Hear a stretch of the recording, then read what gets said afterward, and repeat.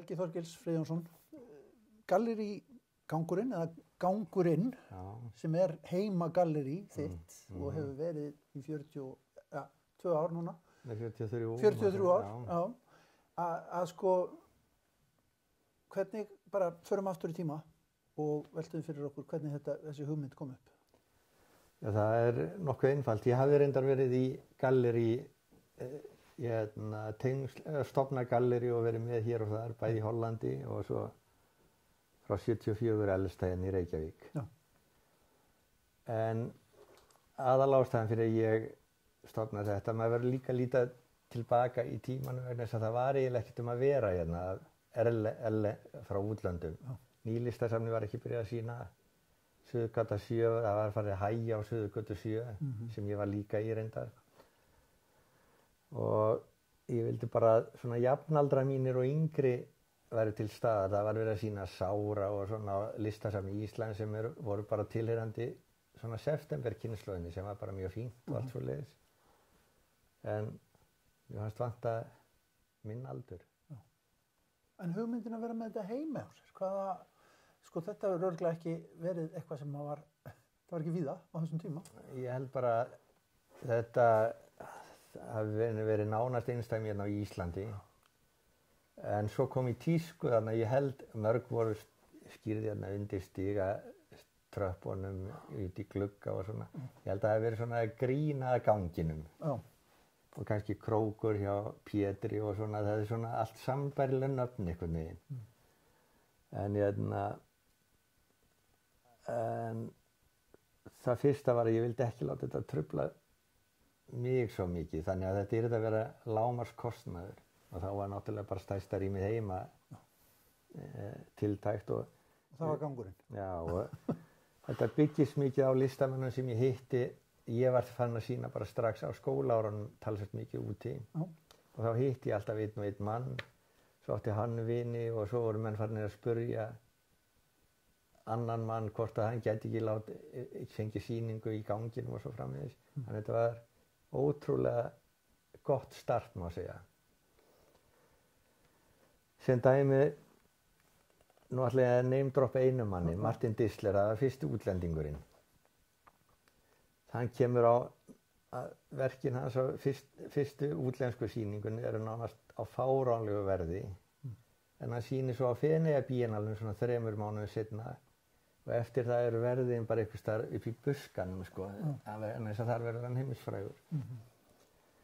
En mér langar samt svona bara til heilla fyrir annan vinn minn, hann Hrein Friðfinnsson. Hann verður með í þessari gjöf. Að hann opna fyrstu sýninguna og mér finnst verkið hans hitta svo beint í mark eiginlega merkingu gangsins. Verkið var í stóru rými á Laufásvegi 79, það var svona stór villu stigagangur og þar verður nafnið til og svona. Og hann með, lætur mig búa til verkið, ég með bara svo stóra hvítastafa á hvítum veggnum, skrifa for the time, being, beint á móti, being for the time, being.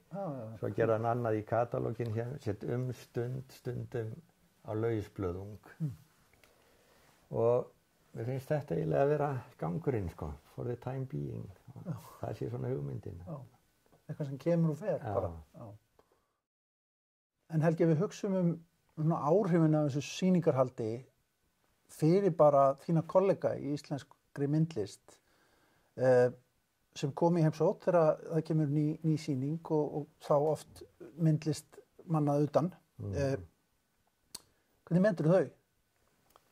Ég held að ég hef bara verið mjög augljós að það fór bara hver á fætur öðrum að gera stundum verk sem voru bara mjög nálægt í að vera kópíur þessara listamanna og það var svo sem held ég oftast í stuttan tíma eða var bara svona uppljómun eða svoleiðis sko. Og mér finnst það mjög augljóst og svo fóru seinna vegna sem að kynntist mönnunum. Það var ekki eins og auðvelt að fá erlenda listamenn til Íslands á þeim tíð. Það var ekki orðið Bjarkar Ísland og svona. Nei. Og Sigur og svona. Og á skólanum á þessum tíma þá þurfti menn að vera mánuð eða þeir voru að koma að kenna. Það nefndi enginn að vera á Íslandi í mánuð á þessum tíma, sko. Ísland var ekkert sérstaklega vinsælt, allavega ekki ofurvinsælt eins og það er í dag. Nei. Og það var bara mjög greinilegt bæði í skólanum þegar við fórum að kenna, ég kenndi oft með þessum mönnum, oft ekki tengt sýningunni heldur seinna vegna þess að vináttan var búin að skapast. Og þetta var bara svo nálægt tíðarandanum að þú bara opnaði flassar, þá voru þessi menn þarna. Já.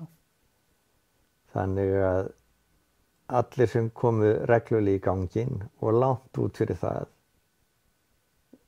urðu meira og minna á einhvern hátt fyrir áhrifum frá þessum listamönnum. Og bara fyrir mig, vinskapurinn og allt þetta, og við vorum náttúrulega mjög ofta saman á sýningum úti sem gerði það að við vorum orðin svona einhvers konar vinir áður kannski. Að þetta gerði bara hérna lífvænlegt hérna, sko. Já, einmitt. Og nú er það þannig að þessi listamenn sem koma utan, þeir sko gista hjá þér. Þetta eru þínir gestir, þeir koma í morgunmat og mótnana fram og eru að sniglast í kringu þig þegar þú ert að vinna og kynnast börnunum og svona. Nákvæmlega, og í samtali myndlist lítur að vera, þetta lítur að vera nærandi.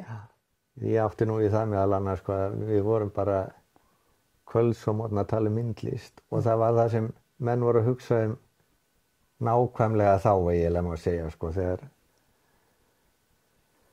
menn sem ég nefndi á það Martin Disley sem var bara frægur 3 mánuðum seinna, það þýðir að hann var með hugmyndir sem voru að gerjast í allri Evrópu inn í sér og það var bara beint við morgunverðarborðið og svona, sko. Bara beint saman. Já.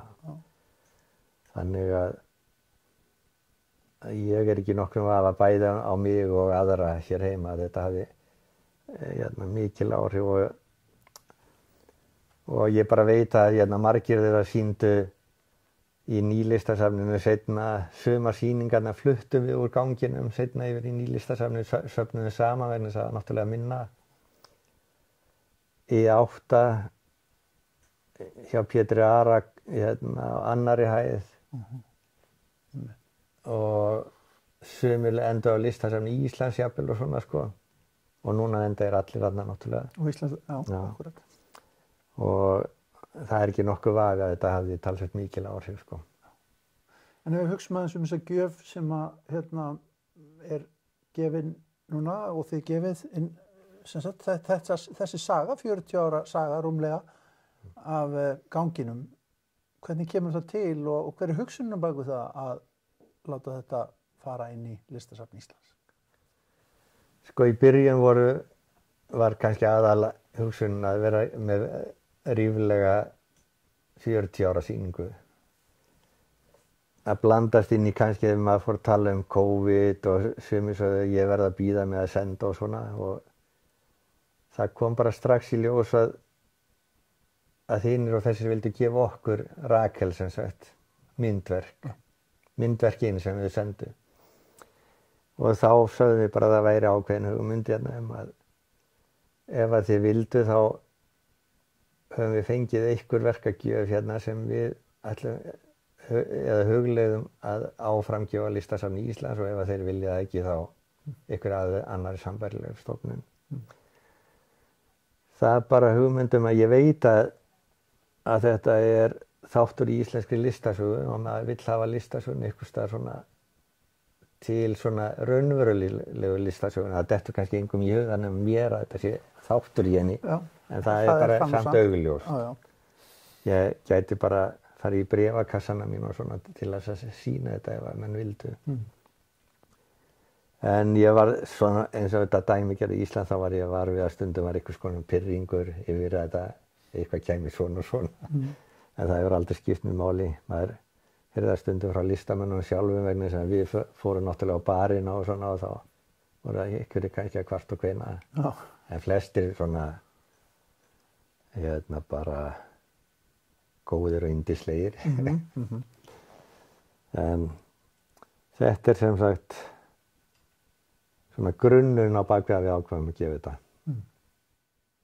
Þetta er auðvitað gjöf sem sýnir ákveðin tíðaranda og ákveðna sneið úr listasögunni frá 1980. Þar náttúrulega í gangi það sem stundum kallað á íslensku nýja málverkið og þú ert hluti af því auðvitað og kannski eitthvað það sem mönnum líka, en síðan þetta eiginlega alls konar, þessi gjöf, eða ekki? Og það kannski ekki allt málarar. Nei, ég held að minni hlutin hafi verið málarar í gangsögunni reyndar. Já. En ég finnst nýja málverkið rangnefni. Ég finnst það eitt lélegasta nafnið á þessu fyrirbrigði. Vegna þess að þetta voru skúlptúristar, þetta voru vídeólistamenn, þetta var bara öll flóran, sko. Það var hugafarið maður gæti svona rásað söguna og svo framvegis og snúið upp á hluti til þess að fá nýja merkingu í hlutina og svona. Þetta var svona meira merking þessa tímabils, myndi ég segja, og það til dæmis sýndu Fischli Weiss hérna 3 sinnum og það vita allir að þeir voru engir málarar en þeir voru dæmi hvað var að gera. Þeir voru svona dæmigerðir fyrir þennan tíðaranda, myndi ég segja. Og þess vegna nefni ég þá, sko. En síðan fer þetta allt í hringi. Já, og svo sko verður svolítið ráðandi hérna upp úr 90 svona minimal list, myndi ég segja. Ég held að mér sé alveg ótt að segja það. Þessi 3 professional galleríina, þau eru meira og minna á því bilinu einhvers staðar. En svo síðustu 10 ár miklu meira úti heldur en hérna heima, þá komið miklu líkara ástand og var þarna 80 finnst mér í listheiminum. Og það svona smitast. Maður sér það á yngri galleríunum hérna eins og Porti og eitthvað svona. Það komið svona aftur meiri svona lífsnautn í hérna sköpunina, myndi ég segja, sko.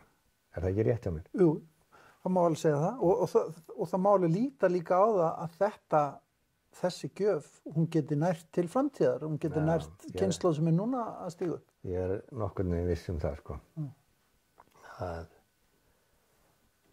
Maður finnur fyrir sama kraft í mörgu ungu fólk. Ég ekki að líka því saman og alls ekki að segja þessi herma eftir eða eitthvað svoleiðis. Mér finnst alltaf gaman að ungu fólki bara, þá reynsli ég að vera að kenna öll þessi ára. Það svona ólgandi lífskraftur sem manni finnst skemmtilegur í listum.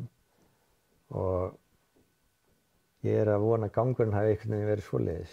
Svona ólgandi. Hann vill ekki stoppa en hann vill alltaf vera með hjartslátt, sko. Hjartslátturinn bara heldur áfram? Já. Gangurinn ekki hættur? Nei, hann rétt að byrja. Eitt staftur eftir önnur 40 ár. Já. Takk fyrir spjallið, Helgi. Já, takk sömuleiðis.